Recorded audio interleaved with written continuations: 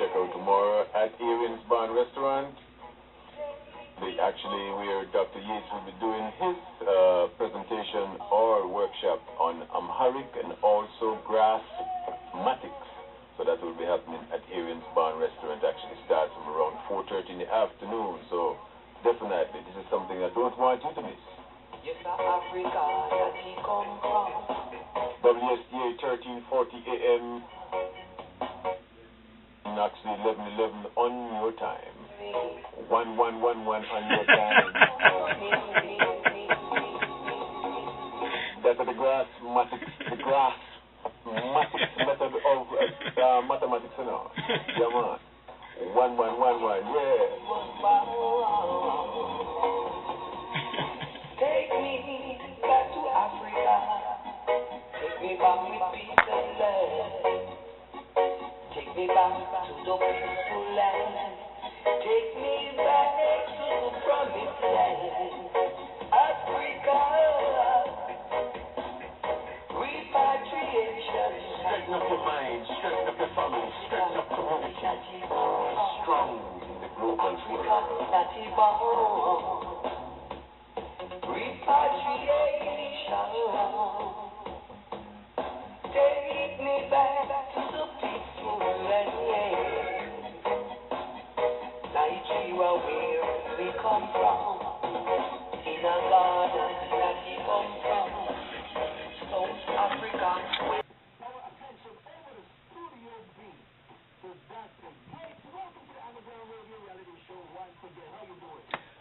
The words are tenastilin, means greetings, and it is also a way of saying abate. Abate. You know, like you take a bait to go catch a fish? Yeah. Right. So.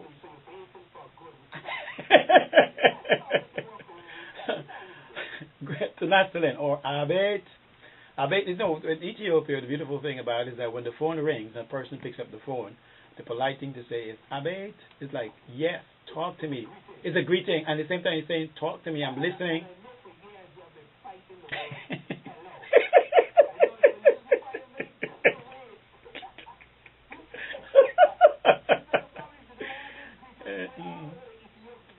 Next word. Because hell is low. What you want to wish me hell for? Hello? Yeah. Yeah, man, yeah. Like we say good morning. Why you mourning? What you mourning about? Morning. What you mourning about? You know, it's funny that you start off the versation. We're not having a conversation here. Exactly. So this versation, I like to start off with words because I love to dabble in linguistics. Linguistics is a beautiful thing, and etymology, which is the origin of words, because that really gives you a perceptional standing and not understanding. There are three levels of comprehensions. What are they? Understand, stand, and overstand. Right. So for too long, we've been under the stand of what we're saying to each other. That's why we're not getting it. That's why we're so frustrated and so confused, because we're understanding each other. But if we stand each other, it means firm in comprehending what we're saying to each other, and we apply it to our lives, and then we pass it on to others, and we see they also changing and being positive and creative, then you can overstand. It's like a caterpillar, right? Yeah, it's level. Metamorphosis. That's the word. That's the word.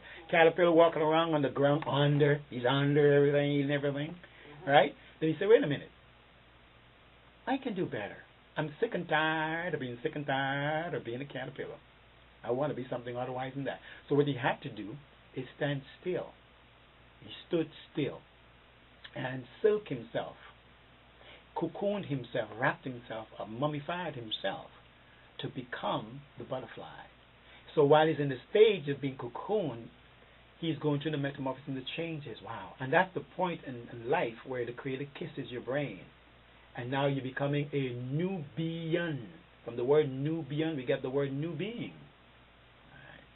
So the metamorphosis is taking place from understanding to standing and overstand. Now, I give respect to the Rastafarian brothers like to say, there's not understand is overstand. You can't jump from under straight to over. You might break your neck, break your wings, or break something. There's an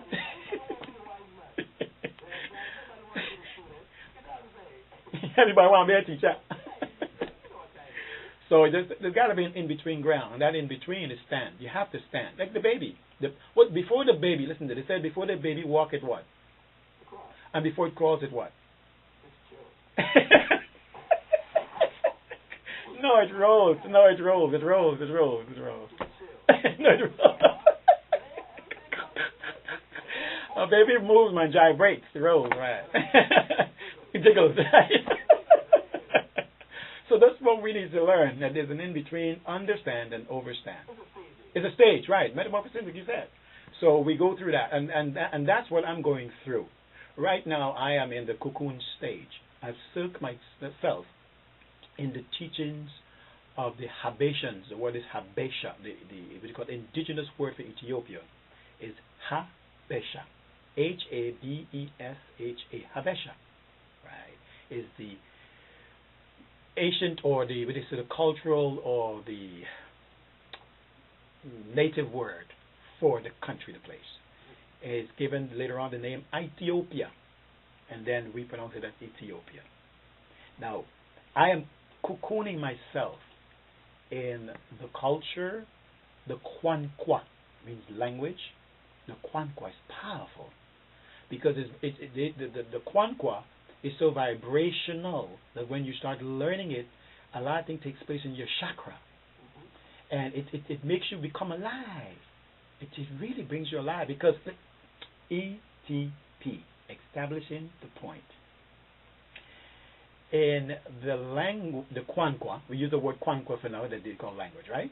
In the Kwankwa of Ethiopia, it is called Amarenya, but most people call it Amharic. So let's put it in this category, all right?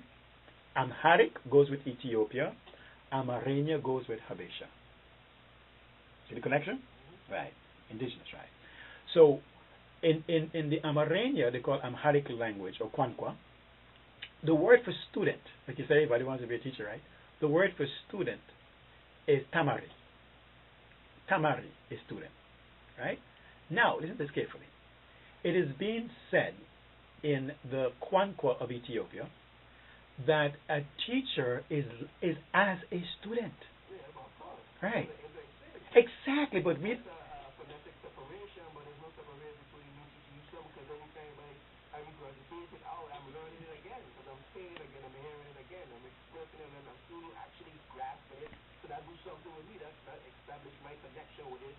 It personalizes the information that I know. And so, well said. And the expression for what you just said is Ishi, meaning, yes, I agree with you, okay, right on time. Ishi. Can you say Ishi, Brother George? I can say Ishi, but I choose to. But you just said it. That's all I want to hear. I don't want to hear that. I want to hear that. So, the general idea is that the student is given the name Tamari, and a teacher is as a student or as student. So the word for teacher, brace yourself for this now, it is as Tamari. Wow. As Tamari. That's the word for teacher. It's the same word. But it's telling you the characteristics and the composition of the student is a teacher as Tamari. This teacher is like onto a student because he or she is learning from the student at the same time he's passing on information that he has already learned previously than the present students in the class. It makes sense. It's relative. That's the word. It connects. No, we have an English teacher and student. Oh, big time. Right, there's no connection there.